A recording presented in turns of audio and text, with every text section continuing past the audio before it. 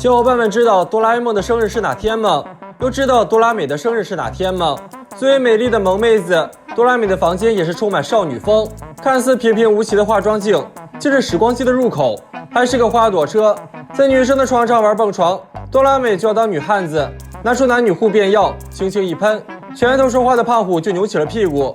这小夫还哪敢不认错？所以说惹谁都不要惹女人。小夫不愧是长舌妇，就怀疑蓝胖子两人不是亲兄妹，想用这条新闻蹭上明天的热搜。可脑袋大脖子粗，不是伙夫就亲兄妹，之所以不像，可能就差在蝴蝶结。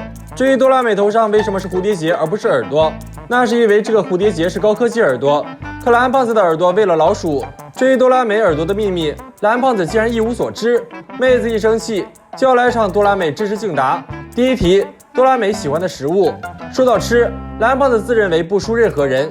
岂料哆啦美换成了爱好的问题，抢答过的人不能继续回答，就让夫妻档捡了漏。答案音乐，回答正确，答错就要接受惩罚。蓝胖子实属惨。第二题，哆啦美讨厌的东西。蓝胖子生怕又被套路，就被他人抢了先。答案大蟑螂。蓝胖子喜提2次暴击。经过一番激烈的抢答，蓝胖子以0分喜提垫底，夫妻档获得了冠军。胖虎不服气，就要把小夫锤成吉娃娃。胖虎现在是妹子，对蝴蝶结毫无抵抗力，一掌挥出，就算变了性别，依然还是虎爷。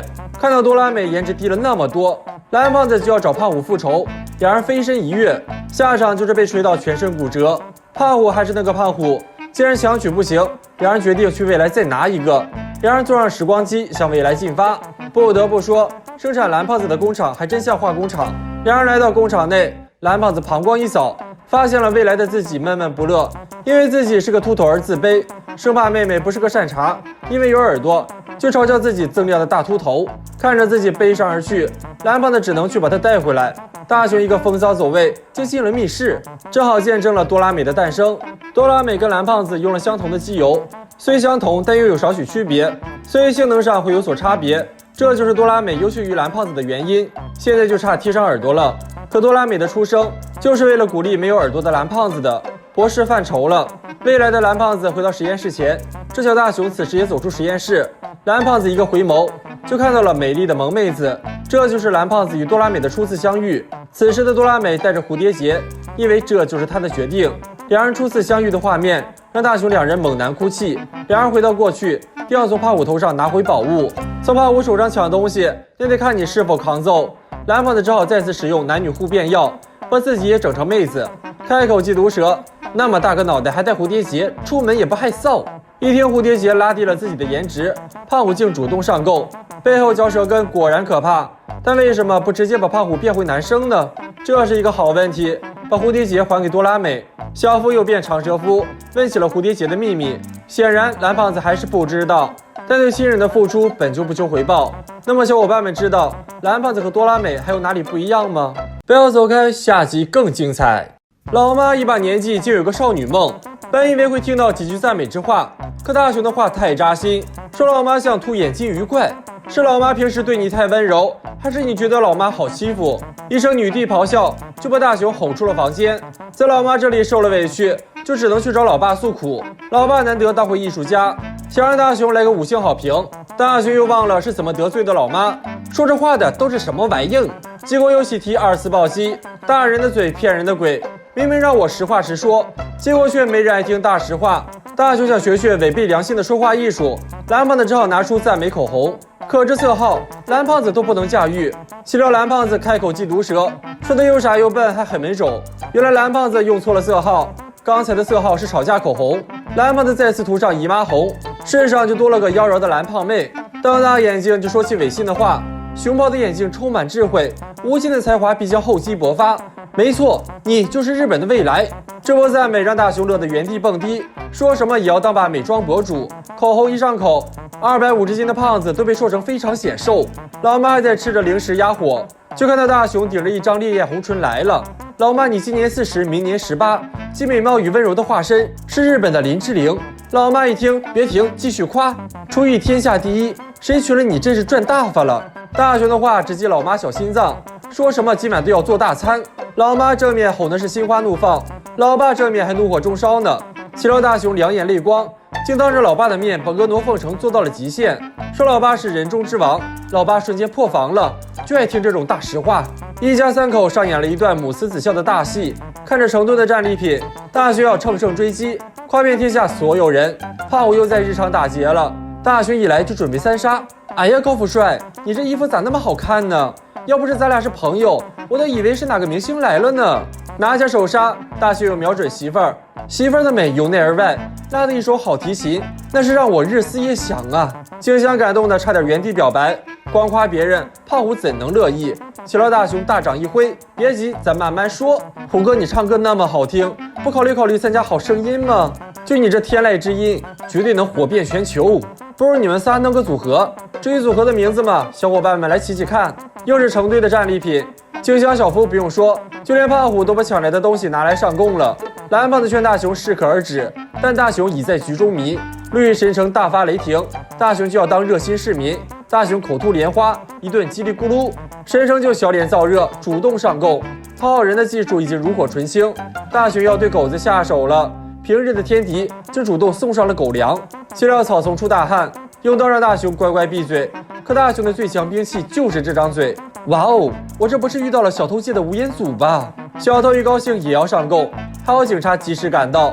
老妈正在家当主妇，就看到了口红，可盖子一开竟是毒奶色。大雄说了一天好话，终于说累了，却迎来了他之前造下的孽。静香的小提琴，胖虎的歌唱，小夫的走秀，这3人单独拎出一个都能单杀，3人合体的群体魔法那都能灭世了。吊着一口气回到家，就看到老爸都被老妈说哭了。那么小伙伴们喜欢听实话还是好话呢？不要走开，下集更精彩。蓝胖子的梦想终于实现了，长高变瘦大长腿，只要能成为人生赢家，不做猫都是可以的。这个小学生他有超能力，轻轻一弹，勺子弯了。大雄本以为自己火眼金睛看破机关，可勺子真到了手上，就算憋到后闸门失手，勺子还是如大雄一样直，因为大雄掰的是另一把勺子。大雄猛然哭泣，只能回家找蓝胖子撑场面，拿出粘土胡椒撒到椅子上，接着轻轻一拉，柔软有弹性，有仇不报非大雄。蓝胖子披上隐身斗篷，配合着大雄的演出，勺子长勺子短，大雄的勺子长又长，小夫都看呆了。齐老大雄还有更凶残的，拿出40米长大铁棍，轻松就扭成了麻花。这波操作，刘谦看了都得疯狂鼓掌。这下大雄刹不住车了，也不管是谁家的围墙，在大雄眼中一切皆可弯。响雕塑一气呵成，掌声越热烈，大雄就越嗨。公共设施全部遭了大雄的毒手。蓝胖子嘴上说着这样不对，身体却很诚实。死物玩够了，大雄又把目标盯到了狗子身上。好好的颜值狗，惨变矮短粗。大雄的演出过于优秀，以至于小夫的表演都无人问津。小夫眼中容不得沙子，决定一探究竟。大雄找到媳妇儿，要给蓝胖子狠狠撒包狗粮。送上门的便宜谁不占？眼前的高楼挡住了富士山。静香认为大雄可能不行，不行这俩字请不要在男人面前说。大雄2人朝着大楼进发，蓝胖子环绕一周撒满胡椒，大雄连小夫都能掰弯，更不要说区一栋楼了。静香看呆了，小夫都感叹建筑鬼才。可这波行为艺术有考虑过楼里住户的感受吗？蓝胖子只好再次环绕高楼1周半，把大楼推了回去，这也让小夫发现了秘密所在。大雄2人迈着六亲不认的老大爷步伐，潇洒地走出2步，就被小夫得了手。蓝胖子做梦也没想到，长高变瘦大长腿来的是这么突然。这波猝不及防的惊喜，让蓝胖子幸福的刹不住车。等大雄赶到时，只看到瓶子成精了。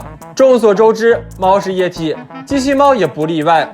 齐料大叔用生命护住瓶子，蓝胖子被甩飞，又进了管子，化身伏地魔。追赶中，一个风骚的漂移遇到了压路机，蓝胖子真是9个压路机丢了一个，8个压路。岂料妖风作祟，多拉毛毯上了天，遭遇降维打击的蓝胖子一路飞行，落到屋顶，再顺着排水管道一路下滑。等大雄赶到时，已是多拉蛇。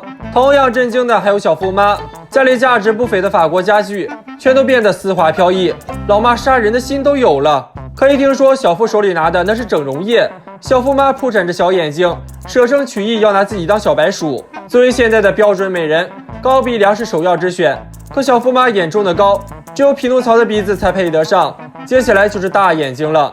可小夫跟老妈的审美明显有出入，眼看老妈的审美要求过高，小夫只能无中生有，凭空捏造了。